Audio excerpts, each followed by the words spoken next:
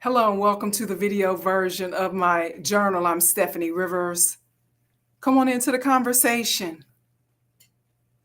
Come on in. I'm multicasting on several platforms, so you might be watching on YouTube or Facebook or Twitter or maybe LinkedIn. On whatever platform you're watching, we want to welcome you to the conversation. If you are returning, we want to thank you for your support. I have new subscribers every week and want to thank you for that. I was going to shout them out, but I forgot to write their names down. I'll do it next week. If you are new to the conversation, we want to welcome you. We know that you are going to hear something that you want to like and to share. So I'm asking you to subscribe so that when I post new videos, you'll be the first to know. So there are two times that are the most busiest times for the airline industry, and that would be the summer travel season and the Christmas holiday season. Now, that's when people who normally don't fly decide to book flights and travel. So you've got people from different socioeconomic backgrounds, from different races, different cultures, all sharing the same space, flying through the air in a metal container. Now, the good news is that air travel is back up to where it was during pre-pan levels. Okay. The bad news is that sometimes passengers are packed in like sardines. I read something the other day. I read stuff all the time about the airline industry, and I even thought about starting just a specific airline conversation because I'm a flight attendant, but I'm busy enough. So whenever I feel like I want to talk about something that's happening, I'm just going to throw it into my normal journal. So here we are talking about this today. Some of those people who show up, especially during the summer travel season, they might be dressed like they're on a beach, but they're in an airplane that's about to be cold. They ask for blankets. We don't have that. Bring your own. Some people, they wear protective masks because they're just coming back from the pan, and they don't know what to expect, and so some people wear masks, some people don't. So the last thing that most people want is to be shoulder to shoulder, skin to skin with strangers, given the health climate that we live in today. And add to that the fact that airline seats are getting smaller in the main cabin, or some people call it the coach class. So imagine being seated next to someone who looks like this on your flight. Okay. Now, if you look at this video, you can clearly see that she is taking up most of the seat, all of her seat, and most of the seat next to her. She's even got oxygen that she has to accommodate for. So yeah, she's taking up most of the seat. And I'm showing you, and it's a full flight. Let's not forget that, because in the summer months, everybody's traveling, going somewhere, and it's a full flight. So there's not like you can just switch seats and or she can just switch seats and everybody's fine. It's a full flight. So if that's your seat that she's halfway taken up already, then there's a problem. Okay. So I'm showing you this person because she started a petition demanding a policy from airlines, a policy that, quote unquote, prioritizes the comfort and well-being of all passengers. What the hell does that mean? Well, if you want to ask her, her name is Jaylyn Cheney. And again, I'm only putting her out there because she put herself out there first. She is the unofficial spokesperson for oversized passengers. And that's why I'm using her as an example. So I'm not sure.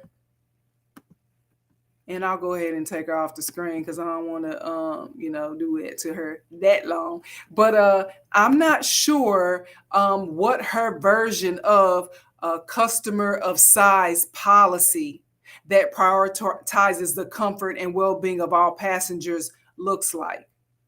But I decided to speak on it today. So if you haven't already, be sure to like, share, and subscribe so that when I post new videos, you'll be the first to know. And I'm going to go ahead and put up another picture momentarily. And God gonna get me because I'm talking about people. He making me cough now. But anyway, nobody wants to make a fat person feel any worse by bringing the attention to them, the issue of their size during boarding. Okay, but we need to call a thing a thing. Okay, that's the problem with some people, is that everybody avoids real and honest conversations. So if a passenger doesn't fit into just one seat, that person needs to purchase two seats for their comfort and for those passengers who would be squished sitting next to them. Now, you might have seen the story about the airline a couple of weeks ago, last month, in fact. I'm going to pull up the picture for you. They made this lady, they weighed her on the baggage scale. So that's her with her back to us. Apparently, she told the people at the airline that she only weighed 130 pounds. Now, I don't know. I haven't been 130 pounds in a long time, but I'm 5'11". So, yeah, she looks like every bit of 5 feet tall. Don't look like 130 pounds to me. And maybe they didn't believe her either. And that's why they had her to weigh in. And the flight must have been under a weight restriction that she was trying to get on. And that weight restriction thing just means that there was like too much fuel. So when you have a certain amount of fuel on a flight, depending on where it's going, they have to restrict the number of bags and a number of passengers that get on, because everything has to balance out so we can make it. Okay. So I don't know why they felt the need to just weigh her, because I'm sure there were other people that were just as big, if not bigger than she was. But this is not about her per se. Anyway, weighing people before they board the flight is not the best way to address a seat issue, because it's less about how much you weigh, and it's more about how much of your body mass is actually fitting into the seat. So that could be handled by some type of virtual measurement that explains the size of the airplane seat that person is about to purchase online. And if that person considers themselves to be overweight or oversized or just plain fat, and they might not fit into the seat based on what they're looking at on the screen as the size of an airplane seat, then they might want to be urged to go ahead and purchase two seats. And if they don't and they show up, now this should be the policy. This is what I would say. The policy is, look, based on the seat that we're showing you that you're about to purchase, if you feel like you are not going to be able to comfortably fit in that seat, you might want to purchase two seats. And if it's your choice, but if you show up to the airport and to this flight and you need two seats because you don't fit into the seat, then you are subject to be removed from the flight. Just so you know before you get here. That's how I would handle it. And if they show up to the airport and it's determined that they need two seats and it's a full flight, they could be denied boarding, point blank, period, for their comfort and for the safety of others. We might as well throw that in there.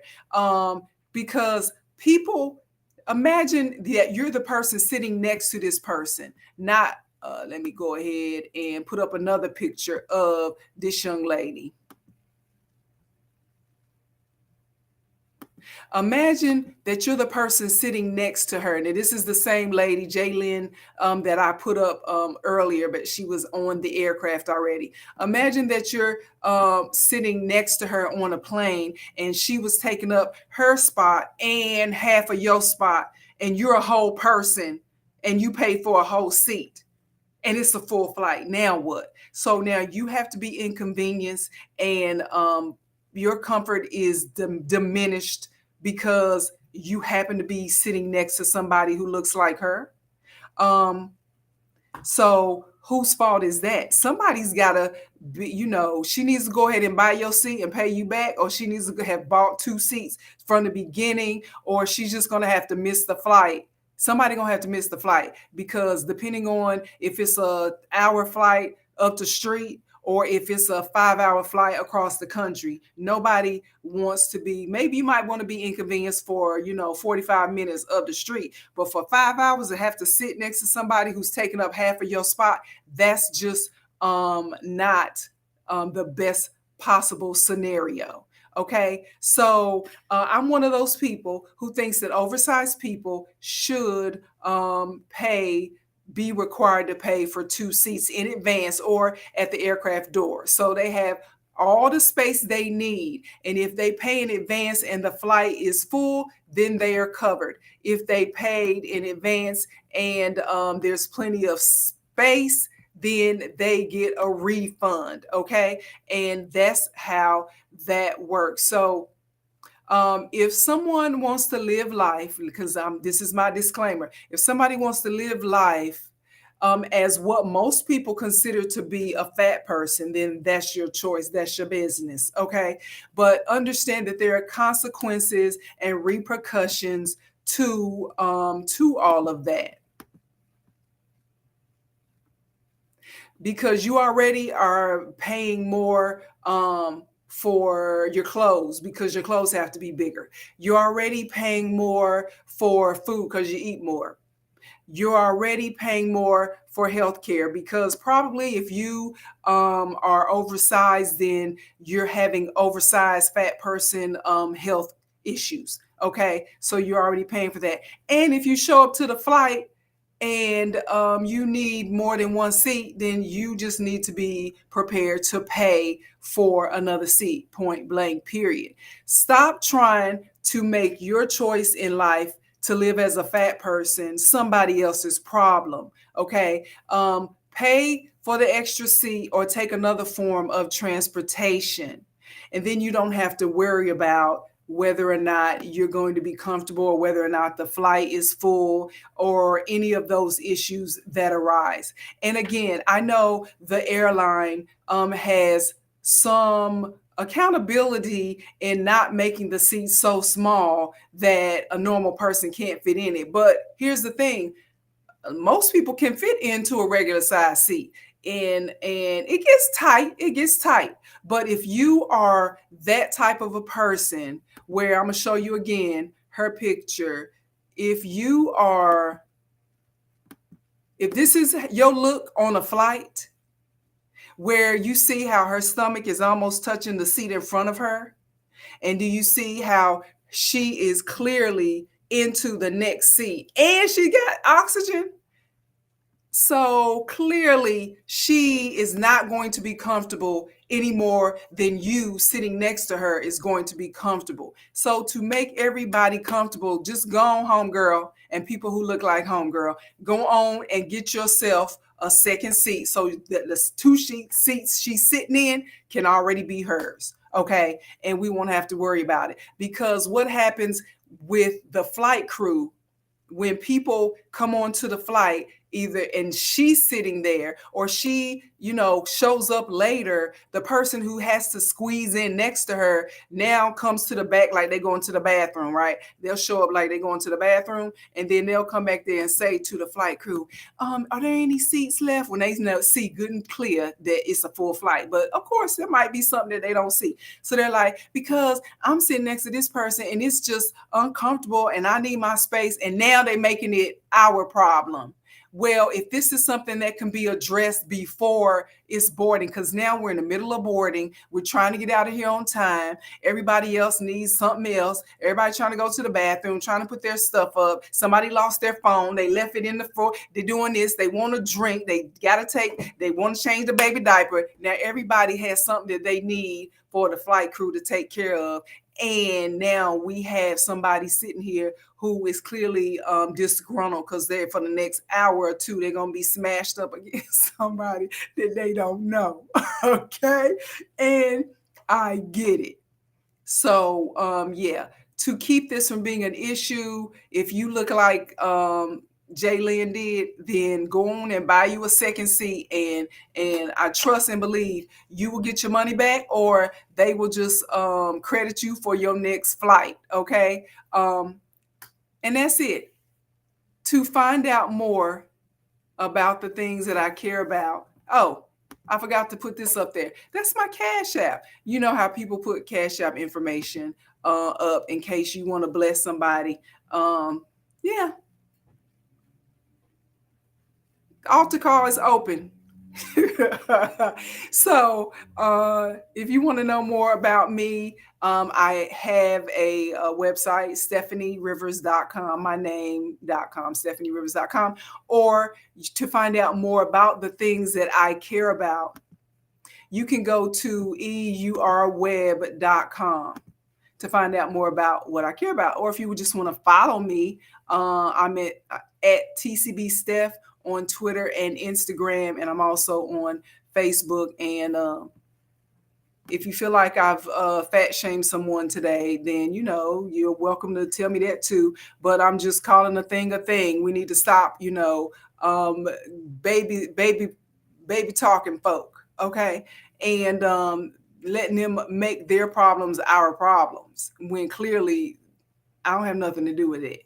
So anyway, to find out more about the things that I care about, you can go to the written version of my journal. That's at eurweb.com. Thank you so much and have a super day.